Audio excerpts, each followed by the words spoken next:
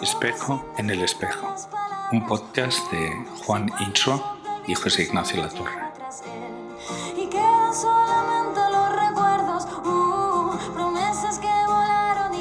Hoy, nuestro gabinete de las maravillas. Hola Juan, ¿cómo estás? Hola José Ignacio, feliz día del libro y de la rosa. Con el sonido.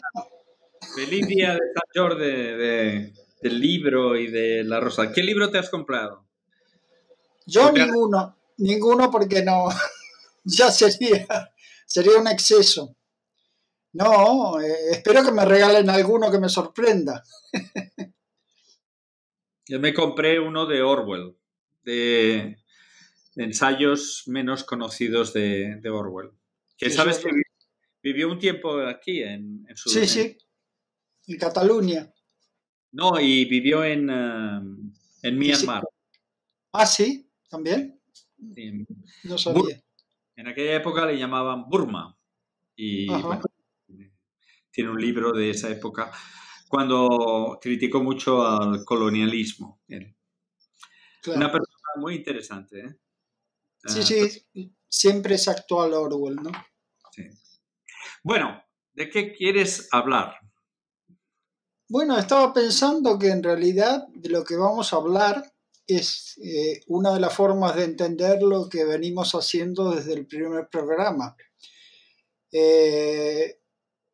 Vamos a hablar de los gabinetes de las maravillas o de los gabinetes de las curiosidades, que es una modalidad de colección que nace más o menos en el siglo XVI, XVII, y que es una manera de organizar el conocimiento humano de acuerdo a cada una de las épocas. No es una idea necesariamente.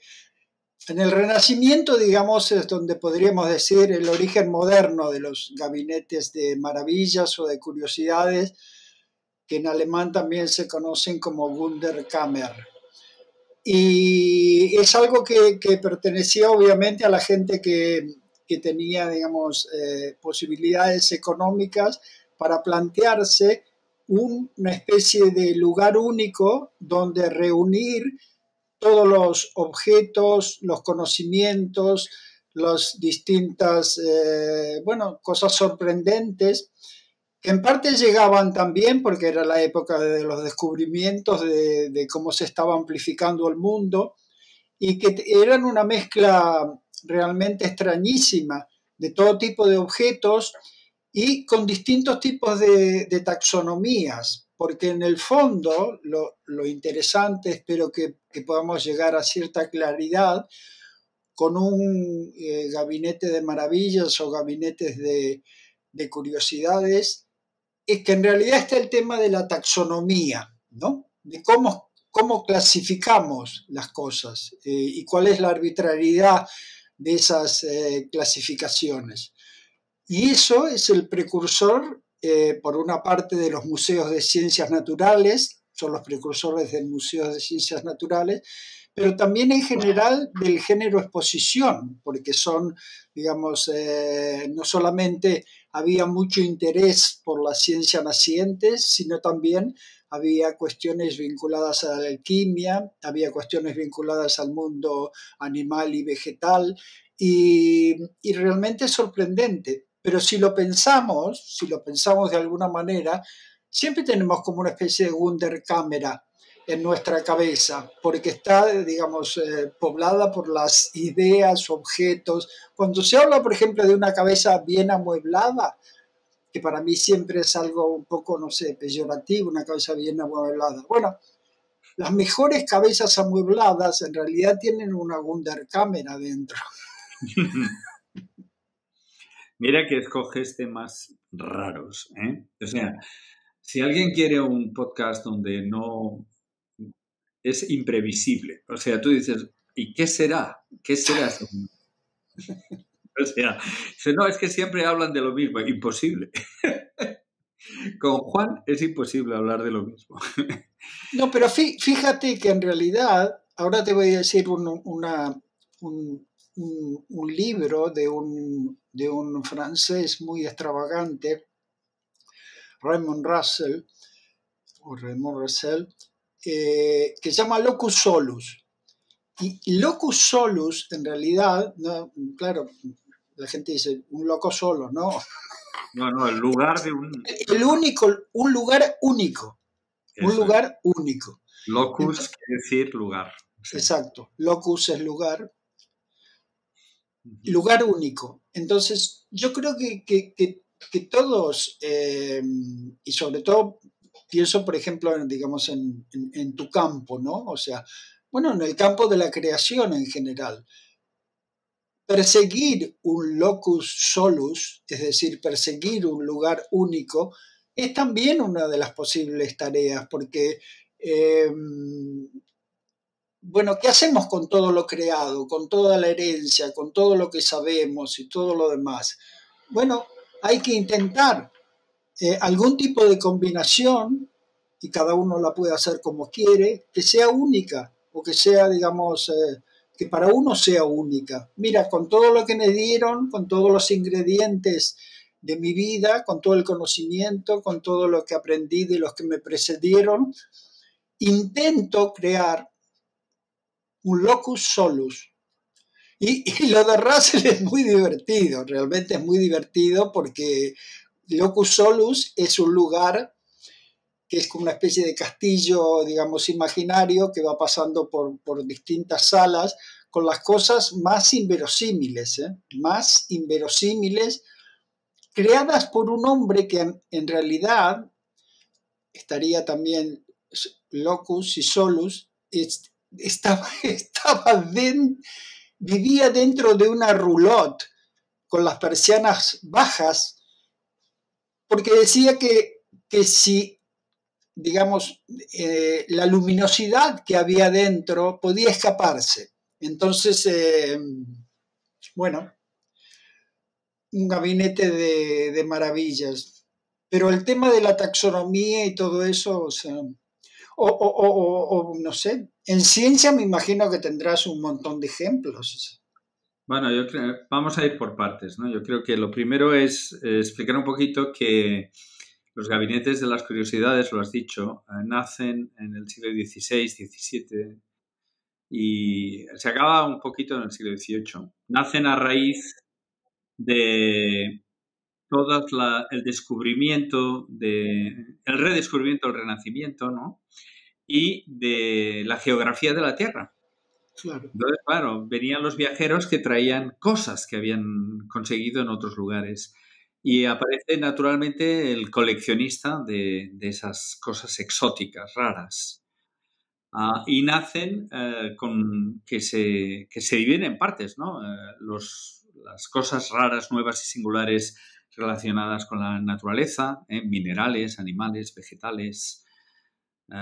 Quisiera decir que, por ejemplo, Wallace, el que hizo la división de especies aquí en el sudeste asiático, se financió su tiempo enviando animales que eran coleccionados para estas Wunderkammer que tenían ciertos ricos, ¿no? Claro. Luego había la artificialia, que eran los objetos, y luego había la científica, que eran aparatos experimentales, y la exótica, las cosas raras estaban allá. ¿Cuáles han sido los grandes personajes de la historia que han tenido gabinetes de curiosidades? Bueno, lo que pasa es que hay muchas versiones. En general se nombra bastante, por lo menos todas las fuentes que he consultado, a un rey en la República Checa, Habsburgo, creo que tenía uno de los primeros gabinetes célebres, ¿no? Porque era un hombre interesado por la ciencia, etc. Rodolfo II. Sí, exacto, Rodolfo II. Y después hay otro que es Athanasius Kircher, que es muy interesante lo de Athanasius Kircher, porque siempre se lo consideró, si lo ves, digamos, un poco de manera superficial, como un alquimista. Estaba realmente muy, muy interesado, digamos, en la alquimia. Pero era clara cuando hace su famoso Athanasium, que la alquimia la considera como una protociencia de investigación, que detrás hay otra cosa, que no es que la utilice como practicante, sino como sistema mental que le puede conducir, bueno, a métodos más científicos, porque era digamos, estaba muy interesado por las matemáticas, la mineralogía, el esoterismo, las ciencias naturales, las ciencias humanas. Es decir, un hombre del Renacimiento. Es muy, muy interesante lo de Kircher. Y después, claro, evidentemente cada uno es algo bastante, no sé, frecuente en esas fechas que dices tú, pero es el tema de la clasificación y de cómo, cuáles son las clasificaciones, ¿no? O sea, realmente. Borges, por ejemplo, tiene como siempre, tiene una especie de, bueno, es un pequeño ensayo se llama el idioma analítico de Wilhelm, y donde habla digamos, de que alguien trascendió las clasificaciones de su época y puso a buscarlos, y hace mención a una enciclopedia china que se llamaba, es muy curioso, se llamaba Emporio Celestial de Conocimientos Benévolos, ¿no? Emporio Celestial de Conocimientos Benévolos. Entonces, bueno, lo que, digamos, la tesis de fondo es la que después no se recuperan muchos, ¿no? Como Foucault, etcétera, que es cualquier clasificación, cualquier conjetura, aún las más sofisticadas, de clasificación de elementos de lo que sería el teatro del mundo, es conjetural. Y eso nos lleva, que es algo que me gustaría, digamos, charlar contigo, porque entre las cosas que vi, se admite que incluso, no sé, por ejemplo, cosas que se supone que están totalmente validadas científicamente, ¿no? Pero que podrían cambiar, como por ejemplo la tabla de Mendeleev, ¿no? Ya. La tabla periódica de Mendeleev, sí. ¿Pero qué quieres decir que puede cambiar? ¿En qué sentido? No, que bajo otras condiciones o bajo determinado tipo de descubrimientos posibles se puede ampliar, o dependiendo, digamos, bueno, del entorno, de las condiciones físicas, eso podría variar, aunque lo que dice cuando digamos, lo leí es que los valores son realmente, bueno, bastante absolutos y confiables. Los valores de cada elemento. Es que en el fondo es una tabla que lo único que hace es contar cuántos protones y neutrones hay en el núcleo. Eso es un número dado, no va a cambiar, ¿no? Y claro, en función de cómo se van llenando los niveles, tienen propiedades similares y por eso hay una organización que tiene sentido, ¿no? Los alcalinos, y el hecho de que haya un máximo de protones y neutrones que se mantienen juntos de forma estable, eso hace que sea limitada, que no crezca indefinidamente, ¿no? Porque son inestables. Oye, pues yo efectivamente cuando me hiciste pensar en la gabinete de las curiosidades, de las maravillas, el Wunderkammer, son palabras intercambiables, lo que primero que se me ocurrió es, ya lo has dicho tú, es que son un precedente de lo que sería un museo moderno, ¿no? Y de hecho me ha llamado la atención que es un poquito la razón por la cual perdieron su relevancia, y es que a partir de la Revolución Francesa, ya en el siglo de las luces, ya empieza a sentirse la necesidad de hacerlo de una forma más organizada, ¿no? Que no solo sea un millonario que tiene su cámara de las maravillas, sino que sea un lugar visitable por todo el mundo y nacen los museos. Y eso me ha llevado a mirar cuáles son los primeros museos de la historia, ¿no? Que no lo había mirado nunca. Y te digo los que he encontrado. Se cita al Museión de Alejandría del siglo III a.C.,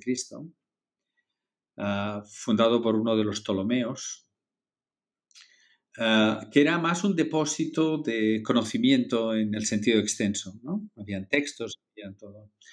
Luego pasa a citarse los museos capitolinos de Roma, que son fundados en el siglo XV, en 1471, ¿no? Por la primera colección donada por el Papa Sixto IV, que ahora que vamos a estrenar Papa, ¿verdad? A mí me caía bien este Papa argentino. No sé a ti si te caía bien. No, los argentinos siempre han tenido una relación más complicada, ¿no? Con el Papa argentino. No, yo creo que más allá de que, digamos, uno sea creyente o no, pertenezca a la religión católica o cristiana, me parece que fue muy coherente. Por algo, digamos, eligió, ¿no?, la figura de San Francisco de Asís, es decir, estar cerca de la naturaleza, redescubrir los derechos de la naturaleza, tener una vida modesta, humilde. Lo más fácil hubiera sido, digamos, visitar las grandes capitales de Occidente, pero se dedicó realmente a las periferias, a los vulnerables, a lo que sería, de alguna manera, bueno, la esencia del cristianismo, ¿no? Y además, desde un punto de vista inclusivo, me sorprendió estos días la unanimidad global, ¿no?, que había. Yo creo que es uno de los primeros, el primer papa latinoamericano, pero también es el primer papa global, porque digamos, no sé, desde Putin hasta los patriarcas de la Iglesia Ortodoxa, izquierdas y derechas, es decir, todos. Jordi Évole tiene una cosa muy, que son chistes muy de argentino, y él mantuvo ese tono, ¿no? Que cuando lo iba a visitar y le ofrecía algo y le pedía un café, le decía a Jordi Évole, pruébalo tú primero.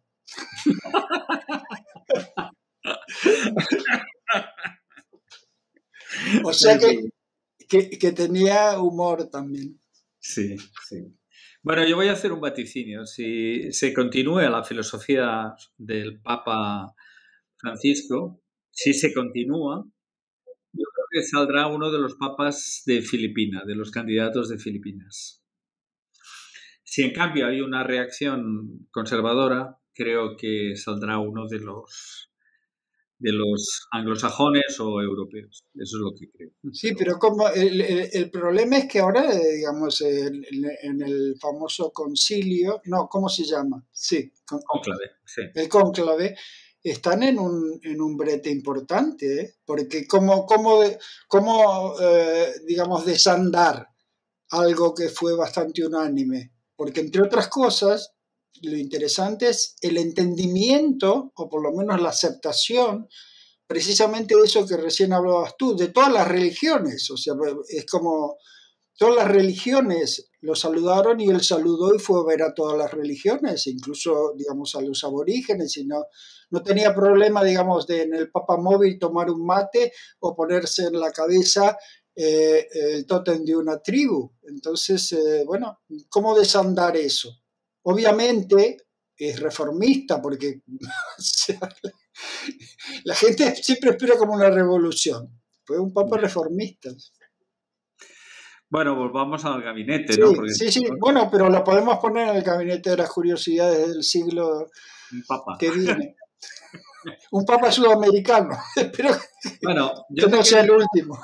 Quería ir descendiendo Sí, a cosas más próximas, ¿no? Más claro. a nosotros.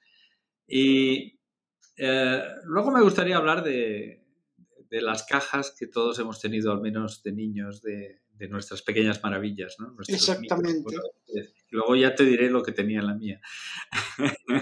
Pero... la pasión por las cajitas. Sí, sí, por guardar.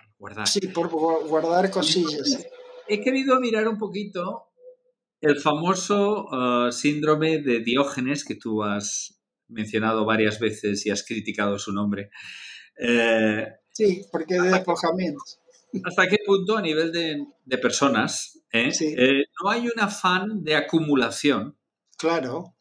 que se llama en inglés hoarding disorder, que es un trastorno Claro. de querer acumular, acumular, que cuando se convierte en lo que se llama síndrome de Diógenes, incluye además una despreocupación de la propia higiene y ya empieza a bordear con la locura, ¿no?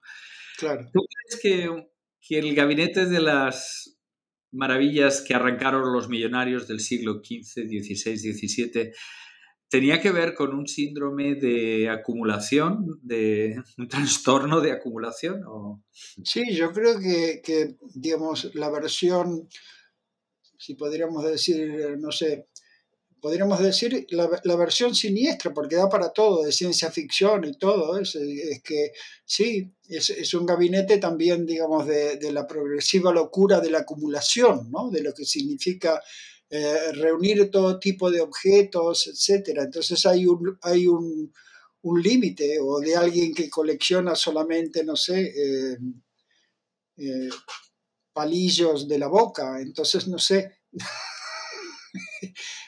Yo creo que la pasión de... Yo creo que todos tenemos pequeñas rituales, cajitas, distintas cajitas mentales y cajitas fueras o pequeños potecillos. Forma parte sí, la exageración en la acumulación de todo tipo de objetos. Yo tengo la Wunderkamera de libros y de objetos que fui recopilando bueno, en mis distintos viajes y todo. Incluso tengo aquí detrás una cosa que podría ser de la Wunderkamera, que es la... A ver si la tengo, sí. Que es lo original que utilizaba, que está mencionado en el Ulises, que es, mira, ¿Sí? es el Plum Tree Home Potted Meat, que es lo que mencionan en el Ulises, y una vez cuando estaba en Dublín lo conseguí en un anticuario.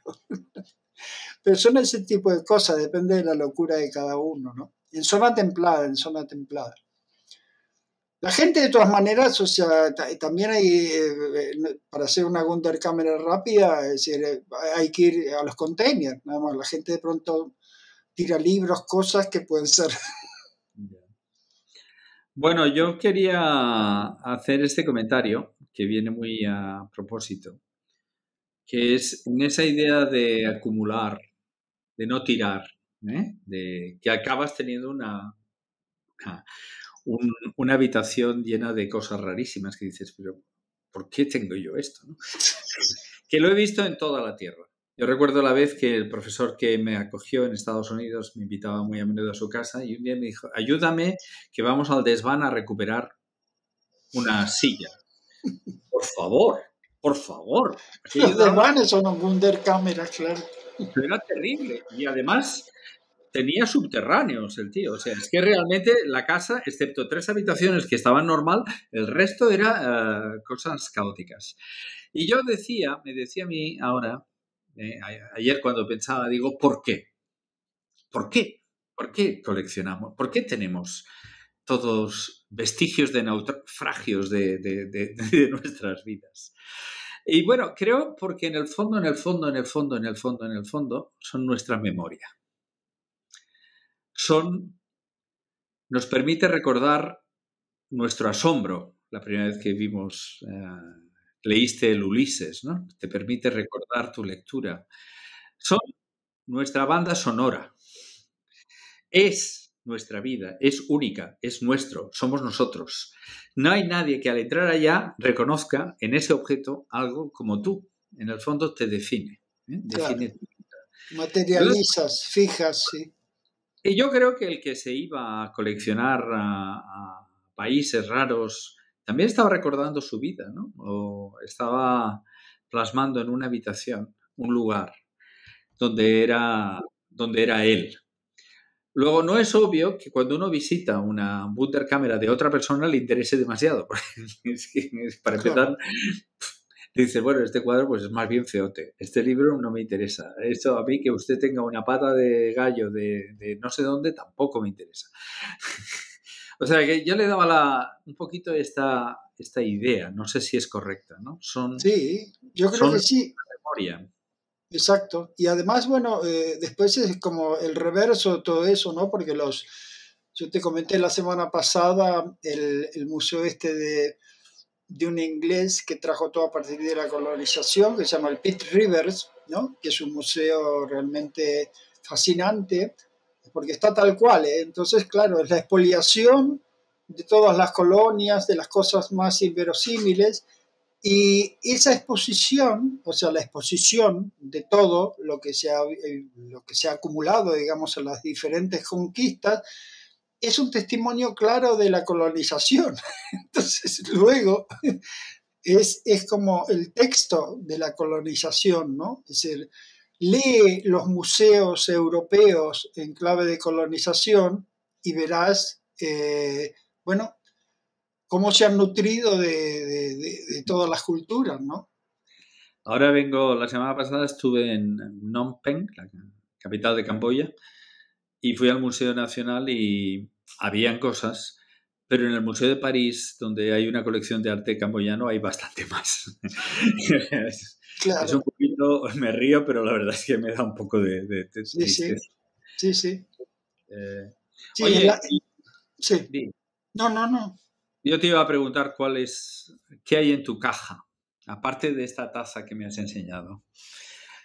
¿Qué forma parte de tu Es que yo tengo una predilección, como hay un libro que les recomiendo a todos, pero con el cual me siento muy identificado, que se llama Pequeño Mundo Ilustrado, de una ensayista argentina, María Negroni, porque su tema fundamentalmente, digamos, en términos generales, es, bueno, una investigación exhaustiva, profunda, muy personal y exquisita sobre lo que serían, digamos, las distintas modelos o interpretaciones de Wunderkamera. Y hay uno de los pequeños textos cortos que está dedicado a esta pasión por las cajitas. No sé, a mí siempre me gustaron las cajitas. Por eso, no sé, recojo, por ejemplo, cajitas de cerillas de los lugares donde voy. Si son bonitas, tengo cajitas de cerillas. Y después, en distintas cajitas, tengo piedrecillas, alguna cosa que me parece que ha sido significativa, un trocito de alguien bonito que me dijo algo. Bueno, son como, sí, no sé cómo definirlo, son como cofrecillos de memoria de un coleccionista heterodoxo. Pero es verdad que si yo digo esas cajitas, bueno, pero me gustan las cajitas, no sé por qué. Por ejemplo, me encantan siempre ir a las farmacias antiguas y ver la cantidad de cajas que tenían, ¿no? O sea, esa idea de orden que dan las cajas, la idea digamos, que en cada caja puedes poner alguna cuestión, ¿no? Raymond Russell, precisamente en Locus Solus, en una de las escenas, dentro de cajones pone a unos enanos que están haciendo miniaturas de todo tipo, ¿no? O sea, es muy... Sí, hacen cajitas. Cajitas, sí. Están haciendo cajitas cada vez más pequeñas. Claro, muñecas rusas. Bueno, pues yo tenía, sí, de niño, una cajita. Una caja de zapatos, ¿eh? Y bueno, no voy a decir todo lo que había ya, ¿eh? Pero como era niño, pues yo qué sé, tenía alguna postal que me había gustado mucho de un lugar y siempre pensé, algún día irás allá. Y tenía algunas postales por ahí. Un destornillador que me iba muy bien. Y digo, no lo pierdas, tenlo en la caja. Destornillador que iba muy bien y eso lo tenía guardado allá. Pero mira, lo que me fascina ahora que me he hecho mayor es que en esa caja yo tenía unos anteojos, ¿vale? Prismáticos, ¿eh? de nácar, de ópera, de ir a la ópera, que brillaban y que tenían y que además solo tenía un cristal, o sea, no se podía ver. Y yo os preguntaba, ¿y yo por qué tenía mi casa ultra humilde, que no había ido nadie en su vida, no a la ópera, sino a un concierto, que no había nada que ver con ¿Cómo en mi caja apareció unos anteojos de nácar? No tengo ni idea. O sea, es un tema para que ahora inicie una investigación, porque seguramente está en mi casa, bueno, con mi madre estará esa caja. Sí, Tengo sí. ganas de llegar y voy a ir la semana que viene, voy a intentar allá a ver si descubro de dónde han salido los anteojos de nácar. Bueno, ¿tú no tienes cosas raras, así raras, que dices, ¿y esto? ¿Y esto de dónde salió? Cosas realmente raras que... Cartas de una novia antigua, yo qué sé. No, lo que tengo de cosas muy, digamos, bueno, raras, tengo un sector que es para las runas vikingas, distintos tipos de mazos del tarot, eh, libros extraños sobre cuestiones muy, muy extravagantes, como el libro de Urantia. Ahí también podría poner ese libro que te hablé una vez, el libro de los monstruos de Charles Hoy Ford, que era precisamente un coleccionista de sucesos improbables, ¿no? Como lluvias de ranas y todo ese tipo de cosas. Cuanto más extrañas sean las cosas que acumules, más te van a sorprender, porque de pronto sí, yo tengo bastantes cajas, ¿no? Donde fui acumulando los trabajos que hice, cosas de todo tipo. Y siempre que las abro por algo, hay algo que, ¿por qué estaba ahí? ¿Por qué puse eso ahí? ¿Por qué eso, no sé? Es como que acechan, están allí, o sea que... Bueno, yo también quería decir que, claro, el concepto de caja o gabinete de maravillas, en el fondo evoluciona porque es guardar cosas de saber que te han tocado cerca. Pero bueno, las enciclopedias empiezan a Claro, sustituir, ¿no?, al gabinete. Las fotos, cuando se inventa la foto, tienes el exacto. cajón de fotos, porque ya Cada es como... nueva tecnología enriquece, tecnología e invento, ¿no? Enriquece Eso la es. Y Wunderkamera universal, sí. el Internet, luego Claro, La claro. Wikipedia no es más que lo mismo, y desde luego Instagram se ha convertido en el lugar donde si has estado en algún lugar de la Tierra, en vez de traerte un souvenir, le haces la foto y la cuelgas en Mira, Instagram. las redes sociales consideradas como Wunderkamera, o sea, como Wunderkamera divertida para encontrar todo tipo de objetos y también como, bueno, una Wunderkamera siniestra de todo, o sea, sí. Aquí, Ha influido mucho, ¿no? En las... Bueno, yo creo que ha influido mucho en la ciencia, ¿eh? Porque las clasificaciones y toda la cuestión de las taxonomías, ¿no? De la geología, la antropología. llega con el racionalismo, ¿no? Llega en el siglo XVII, ¿no? Ahí siempre hay que citar a Descartes, ¿no?, que es el que da lugar a eso. Y yo te iba a preguntar, ¿y a quién invitas tú? ¿A quién invitarías a compartir tu cámara de las maravillas, ¿no? Es, Bueno, yo no, la verdad que, es muy personal. no, yo tampoco es tan... eh, yo creo que podrían venir todos, ¿no? Y que además luego yo tuviera que ir a visitar las Wunderkameras a través de la historia de todos, digamos, un año sabático de Wunderkameras. Entonces, a las que no me lleven me las imagino e incluso hasta llegar a las Wunderkameras que me puede proponer DeepSeek, porque también, digamos, tenemos que incorporar, es decir, en principio, yo creo que en principio una Wunderkamera es el lugar del exceso y del barroco por excelencia. Es decir, no hay como una especie de pulsión de todas aquellas cosas asombrosas que te atraen, reales o no, ¿no? Que pueden parecer en tu mente. Pero después estaba pensando que curiosamente, precisamente, la necesidad de la ciencia de cribar y clasificar, la necesidad de que haya, digamos, un orden aceptado por todos, aparecen paradojas muy interesantes, sobre todo en literatura, porque aparece el tema de la constricción, ¿no? Entonces, claro, curiosamente, la escuela de Oulipo, que llaman el Obrador de Literatura Potencial, que fue creado por Ramón Queneau, se decidieron a crear, digamos, una línea de literatura experimental a partir de constricciones, ¿no? Bueno, tienes que escribir, por ejemplo, un poema donde en diagonal solamente encuentres A, solamente es las A.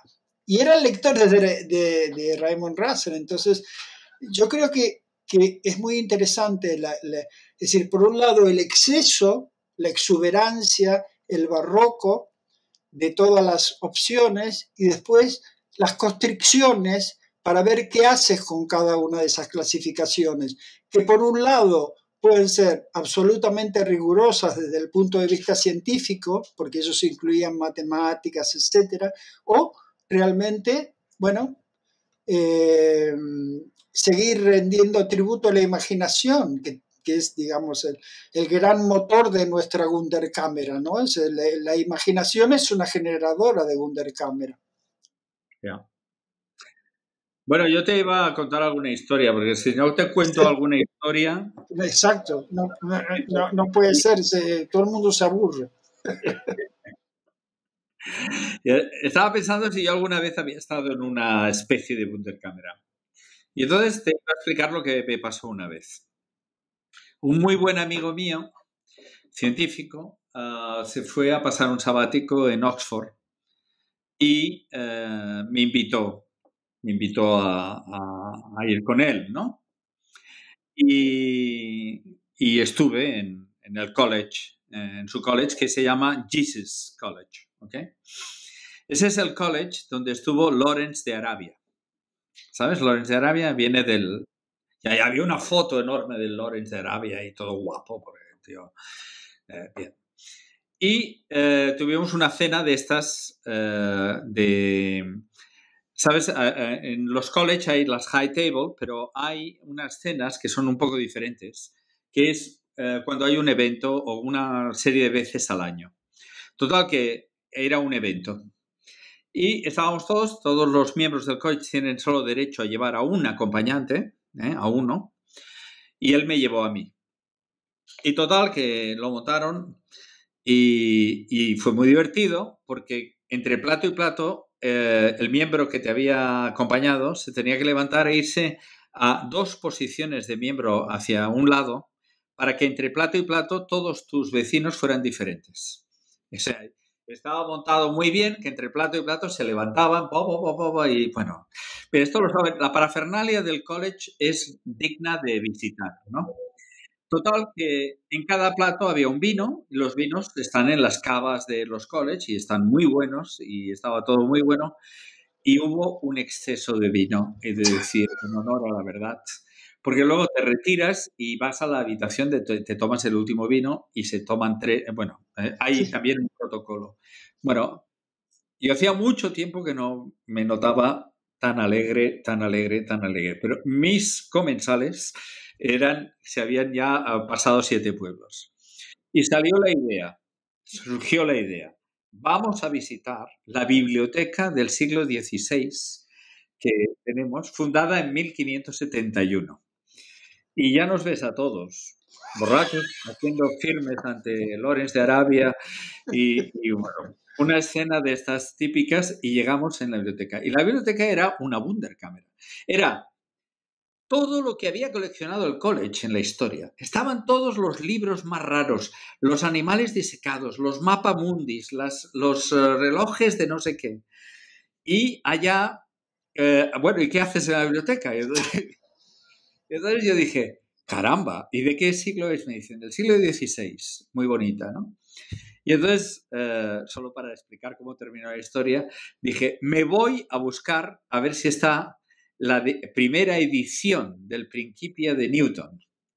Y estaba organizado de una manera que al final, si estaba en el altillo, en un piso de arriba.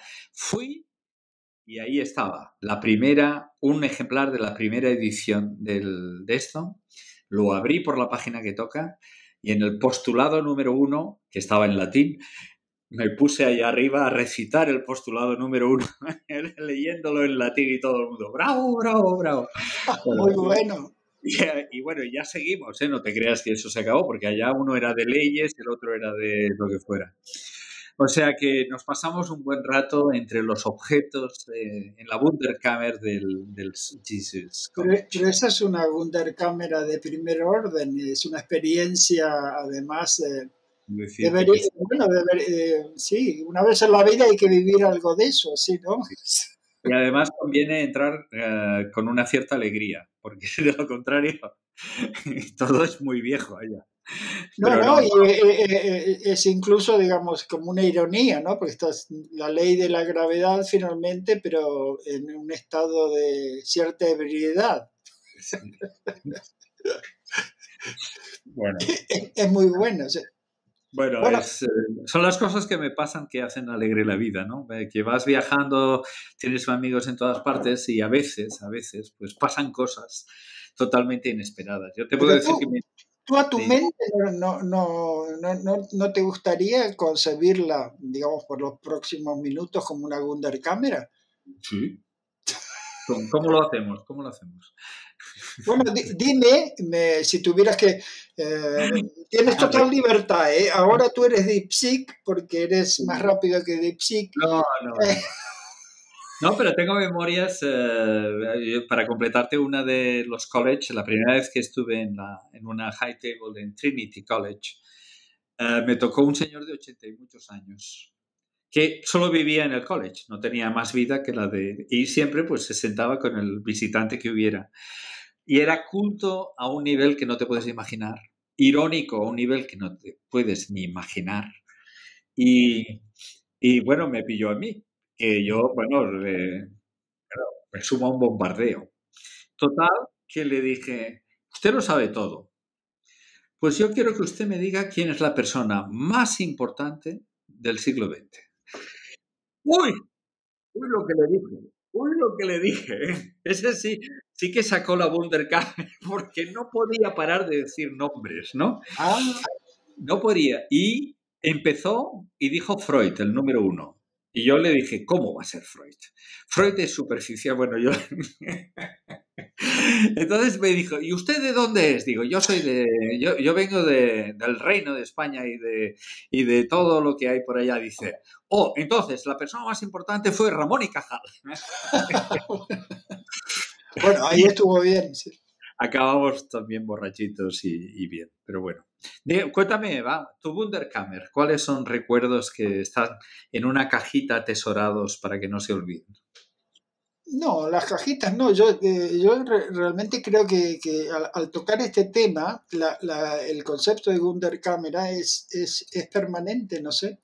Siempre he reflexionado mucho porque finalmente una parte de mi vida me la pasé haciendo exposiciones, entonces lo que sería el lenguaje expositivo, evidentemente el origen, como hablábamos recién, es la Wunderkammer. Pero a mí, en realidad, si lo piensas, la que más me gusta, si tú me dices, bueno, son las Wunderkammeras, digamos, evolutivas y abstractas, es decir, las que pueden ir evolucionando y en la cual pudieras poner, por ejemplo, no sé, por ejemplo, una Wunderkammer del año 2045, donde solamente hubiera, digamos, nuevos materiales, ¿no? Los nuevos materiales que se están probando con nanotecnología, etcétera, y a ver cuál resistió o no.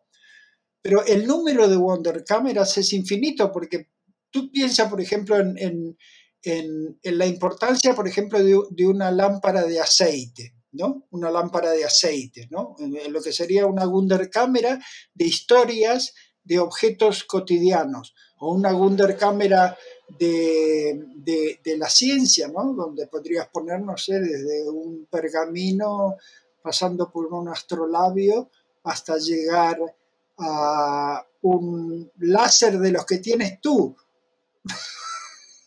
Tengo láseres. Y ¿no? son muy caros, ¿eh? Yo tengo láseres muy caros. Por eso, pero podrías ponerlo también.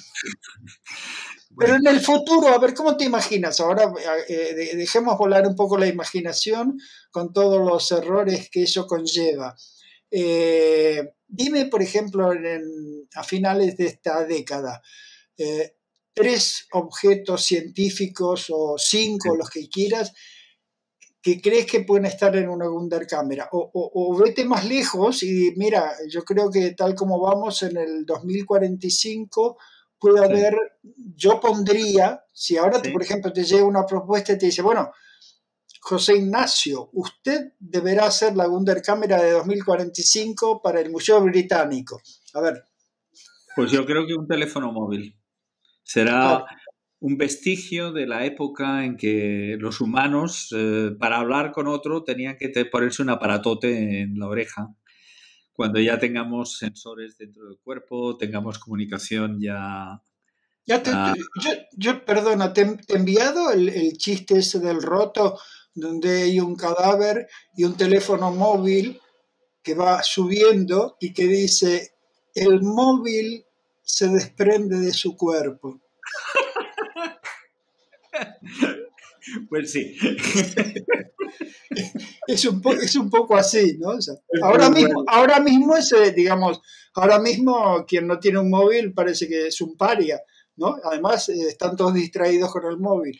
Pero en el 2000, y dame una razón verosímil, ¿por qué no vamos? ¿En qué se Eh, transformará? en cualquier cosa mucho más pequeña, incorporada a tu. Incorporada, ¿no? Sí. Claro. Mira ahora, yo a veces me gusta mirar el tenis, ¿no? Y, y cada vez que descansan tienen que poner algo porque si no te aburres. Y hay este pequeño corto donde se le pregunta a todos los tenistas jóvenes modernos, les dan un cassette y les preguntan qué es este cassette. Y nadie sabe lo que es. Y miran un cassette y les Claro. dicen, no, esto se pone y dice, y la siguiente canción le tienes que dar a. Entonces, y los tíos dicen, no, Sí, no, sí, no, no. claro. Pues un cassette ahora pertenece a la Wunderkamera del pasado. Pues un Claro. teléfono será una Wunderkamera del pasado. Las, las, las pantallas, tal como las hemos visto hasta ahora, pues serán cosa del pasado. No tendrán que ser pantallas planas, no tendrán que ser necesariamente eh, pegadas a la pared y demás, sino que tendrás O una sea, información. que tú apostarías más por algo que curiosamente está muy presente en todas las Wunderkamera, que me atrajo eso, la obsesión por los autómatas. ¿Eh? O sea, en todas las Wunderkamera había autómatas y que después, bueno, podemos decir que son androides, el robot de Kappel, todo lo que sería, digamos, bueno, esta evolución hacia, porque claro, siempre lo pensamos como algo separado, pero ahora nosotros estamos incorporando, ¿no? Dispositivos de distinto tipo y se supone que luego en operaciones o lo que sea incorporaremos otro tipo de dispositivos y estamos en la Wunderkamera de los cyborgs, ¿no? O sea, Bueno, pero será una Wunderkammer en el sentido de que habrán desaparecido, ya será una memoria histórica, un museo, ¿no? Porque la tecnología avanza siempre hacia la miniaturización y a hacerla transparente, a que tú no seas consciente de claro, que sabes dónde estás porque hay satélites, no lo sí, sabes. sí. Es hacer que parezca magia. Por cierto, que la semana que viene he aceptado ir un día con nuestro amigo Francisco, el editor Ajá. de Rosamerón, que va a hacer una tertulia voy a participar en la tertulia en robots. Hace una tertulia a las 7 de la tarde en algún bar y vamos a hablar de robots. Sí, a él le gusta, quiere reeditar el libro original de los robots, ¿sabes? De Karel Capek. Sí, Ajá. y entonces, bueno, quería hablar de él. Está divertido. Oye, yo te iba a decir que otra Wunderkamera era mi despacho en la universidad. Claro. Y había toneladas de artículos allá que yo había leído y había trabajado, y otros aquí, otra tonelada. Y entonces la pizarra estaba llena de sus ecuaciones. Y entonces tenía mi ordenador tirado que asomaba a las orejas, libros que aparecían, bolígrafos. Una vez vino un amigo mío que era empresario y era CEO, ¿eh? Y cuando llegó, se quedó en la puerta y me dijo, es que tengo que hacerle una foto a este despacho. Dice, porque nunca había visto algo tan científico como este despacho. Y dice, y me pregunta, dice, ¿esto está desordenado o ordenado? Digo, está ordenadísimo. El pilote, estos son los artículos de grupo de normalización. Estos son los artículos de supersimetría. Esto es el cálculo que digo, hay un orden absoluto en esta Wunderkamera. Está todo clasificado. Pero bueno. Bueno, tú conociste mi madriguera, así que también era una Wunderkamera, digamos, Sí, un poco más salvaje. y con la pizarra llena de la narrativa del siglo XX, hecha de tal manera que también es un recopilatorio de ideas, ¿no? Es muy importante, sí, tener, digamos, Wunderkameras en proceso continuamente.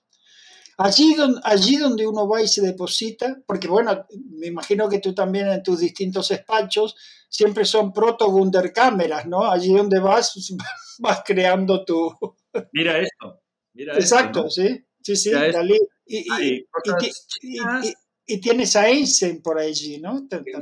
Eso lo tengo en mi despacho de trabajo. Un regalo que me hicieron, que era un collage. Aquí tengo el teléfono de Abu Dhabi que no utilizo. Tengo libros ahí perdidos, tremendos, y pintura, todo. Bueno, es eso, ¿no? Bueno, yo me siento feliz y cómodo cuando el entorno es mío. Lo primero que he hecho cada vez que he cambiado de país, y he vivido en 6, ha sido decorar las paredes un poquito a mi gusto, llenarme de libros, llenarme de mis objetos, ¿no?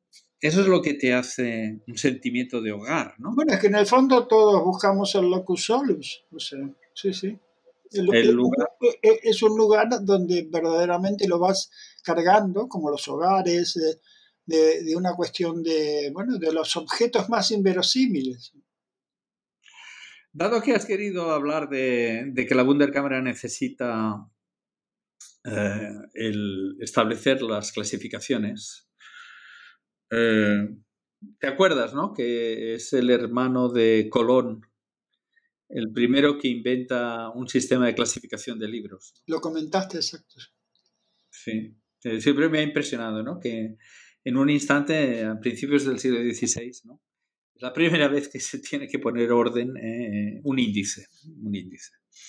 Y bueno, saber en el fondo, en una cajita más pequeña, saber lo que tienes en la caja grande, ¿no? Claro. Apuntar todo y dónde está, para ver si lo puedes. Dentro de las hipótesis, no voy a nombrar todo el procedimiento porque aburre, pero dentro de las hipótesis, lo que le pregunté a una de las inteligencias artificiales, porque ahora ya no sé si es DeepSeek, Gemini, es si en realidad el mundo, la Tierra, el planeta, no es una Wunderkamera de un dios o un demiurgo que se cansó Lo tiró en un todo. determinado momento y la dejó abandonada. Entonces, se cansó de clasificar y dejó las clasificaciones a unas criaturas en proceso evolutivo darwiniano que hacen lo que pueden. Pero esa es la versión, digamos, distópica, ¿no? Pero si te fijas, en realidad, por ejemplo, todas las utopías, es decir, la Ciudad del Sol de Campanella, la Atlántida de Bacon, son Wunderkameras, es decir, porque son los lugares donde... Julio Verne está lleno de Wunderkameras, o sea, si tú piensas en el Nautilus, es lo que dices, el Nautilus es de 20.000 leguas en viaje submarino, es una Wunderkamera también. Yo creo que sí, que nos sentimos muy cómodos dentro de las Wunderkameras, es decir, y que nos dejen, digamos, yo creo que el último avasallamiento de lo que podría ser la invasión de la intimidad es cuando ya no podamos tener determinados objetos porque están prohibidos. Me ha gustado la idea esa de antes de que nosotros somos el despojo. La Wunderkammer de algo un poquito superior. Es distópico, es como ciencia ficción distópica, pero bueno.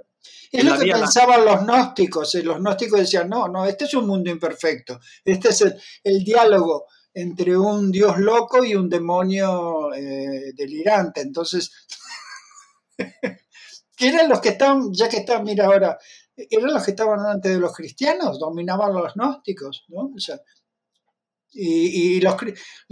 toda la historia me está sorprendiendo mucho. Los primeros cristianos deberían estar en una Wunderkammer porque pasaron de todo, ¿sí, no? Sí.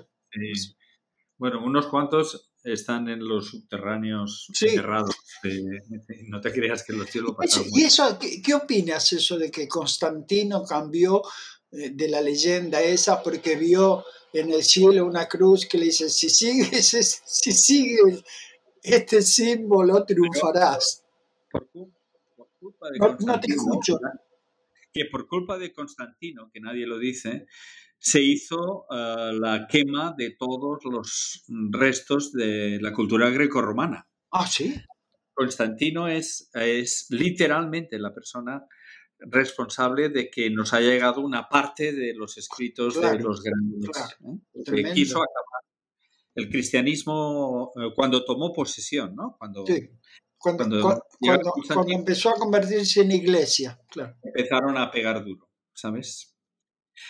Bueno, Juan, resume esto.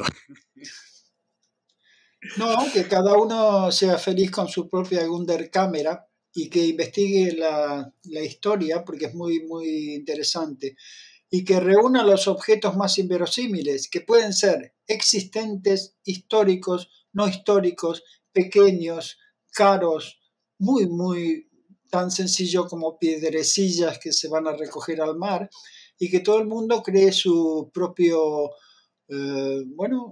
mundo matérico, sin olvidar que la gran Wunderkammer está en procesamiento y no sabemos cuáles son sus límites. Es evolutiva. Exacto. Una Wunderkammer evolutiva, claro. Porque mira si alguien ahora dice, no, bueno, es que este es uno de los universos, el del Big Bang. Entonces están haciendo una narrativa de tal manera, se sorprenden por esas distancias, pero hay millones. Y simplemente, bueno, alguien decidió jugar con este. Sí, nos hicieron, somos el instrumento del universo para intentar comprenderse a sí mismo, ¿no? Exacto. Eso es una maravilla, ¿sí? Ese es el objetivo de cualquier Wunderkammer. Bueno, nada, yo me quedo con que todos tenemos nuestra cajita donde atesoramos nuestras memorias y nuestros asombros y es un tesoro, ¿no? Es nuestro pequeño tesoro.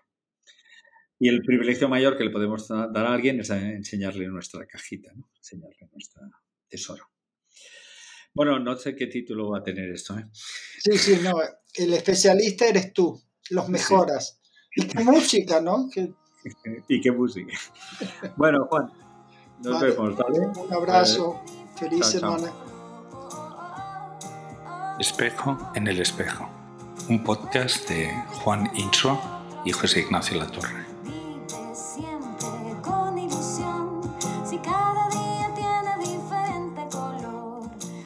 Nuestro gabinete de las maravillas.